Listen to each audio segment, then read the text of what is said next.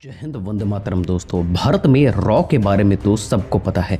Raw यानी कि research and analysis wing, जो कि भारत का ही एक इंटेलिजेंस एजेंसी है। लेकिन क्या आपको पता है कि रॉ का भी एक स्पेशल फोर्स यूनिट है जिसे स्पेशल ग्रुप के नाम से जाना जाता है, और इस स्पेशल ग्रुप के ऑपरेटर्स को एक अलग बैज भी मिलता है जो अभी आपको स्क्रीन पर दिख रहा है। इसे द मैवरिक बैज के नाम से जाना जाता है। कुल मिलाकर 3 यूनिट को लेकर के स्पेशल ग्रुप बना हुआ है।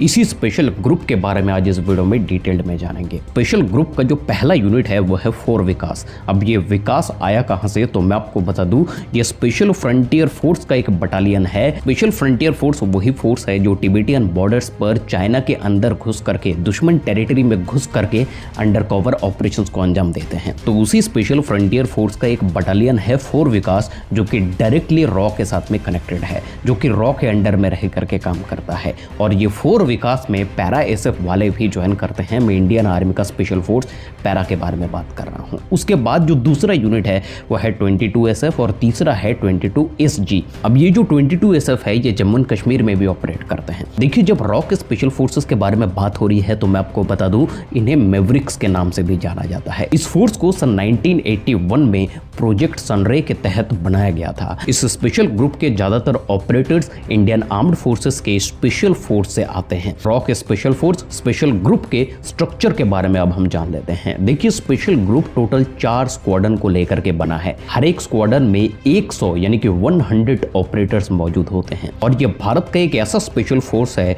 जो डायरेक्टली कैबिनेट सेक्रेटरी को रिपोर्ट करते हैं, और इनका रिपोर्ट कैबिनेट सेक्रेटरी के हाथ से होते हुए directly prime minister of India के पास में जाता है। ये बीच में किसी को रिपोर्ट नहीं करते हैं। और ये स्पेशल ग्रुप का जो हेडक्वार्टर है वो सरसवा उत्तर प्रदेश में स्थित है। और मैं आपको ये भी बता दूं, इस यूनिट पर जो सोल्जर्स आते हैं वो डेपुटेशन पर आते हैं, अपना काम करते हैं यूनिट में रह करके, अंडर कवर रह करके, और उसके बाद अपने पेरेंट यूनिट में वापस चले जाते हैं। इनका काम क्या होता है इसके बारे में थोड़ा बहुत डिटेल में बात करते हैं, क्योंकि इनके काम के बारे में बहुत कुछ डिस्क्रिप्शन पब्लिक डोमेन में अवेलेबल नहीं है। तो इनका काम है दुनिया के अलग अलग देशों में जाकर के भेष बदल करके अपना नया नाम और अपना नया परिचय के साथ में किसी एक मिशन को अंजाम देना। वो मिशन किसी भी तरीके से हो सकते हैं, वो किसी को ठोकना हो सकता है, वो इंटेलिजेंस गैदर करना हो सकता है, वो किसी का पीछा करना हो सकता है, किसी की प्लानिंग के बारे में जानना हो सकता है, देश के इकोनॉमी के बारे में जानना हो सकता है। नॉलेज के साथ साथ में इनको ट्रेनिंग भी उसी तरीके से दिया जाता है ताकि वो विदेश में जाकर भी ऑपरेट कर सके। इनफैक्ट मैं आपको बता दूं, ये ऑपरेटर्स कौन हैं, इनकी असली पहचान क्या है, इनको क्या मिशन दिया गया है, ये किसी को नहीं पता। ये एक्चुअली धुएं की तरह होते हैं। दुश्मन जब आग को ढूंढने में लग जाते हैं, ये धुएं की तरह वहां से गायब हो जाते हैं।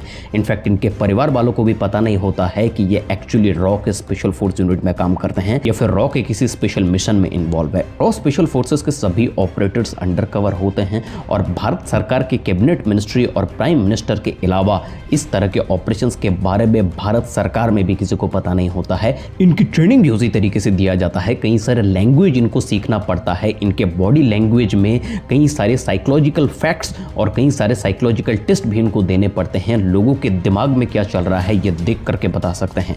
इनफैक्ट मैं आपको बता दूं, वेपन के मामले में भी ये हाईली ट्रेंड होते हैं। नेशनल और इंटरनेशनल किसी भी वेपन को असेंबल करना, उसे फायर करना, उसे हैंडल करना इनके बाएं हाथ का खेल है। किसी भी तरीके के व्हीकल को ड्राइव करना इनके बाएं हाथ का खेल है। Hand to hand combat, rock climbing, सब कुछ इनको आता है। ये जेंटलमैन भी बन सकते हैं, ये डेंजरस भी बन सकते हैं। इसीलिए इन्हें रॉ के स्पेशल फोर्स में इंक्लूड किया जाता है। और क्योंकि ये ऑलरेडी स्पेशल फोर्स से आए हुए बंदे हैं तो ये हाईली ट्रेंड पहले से ही होते हैं फिजिकल और मेंटल लेवल पर। सर देखिए, मैं ये बिल्कुल भी दावा नहीं करता कि ये जो स्पेशल ग्रुप है ये सिर्फ इंटरनेशनल ऑपरेशंस करते हैं। ये कहीं बार जम्मू कश्मीर में भी ऑपरेट करते हैं। इनके जो ऑपरेशंस होते हैं वो इतना ज़्यादा क्लासिफाइड है कि ज़्यादातर पब्लिक डोमेन में इनके बारे में कोई भी इंफॉर्मेशन अवेलेबल नहीं है। मैं बार बार कह रहा हूँ, लेकिन रॉ के स्पेशल फोर्स स्पेशल ग्रुप के बारे में जितना इंफॉर्मेशन था मैंने आपको बता दिया है।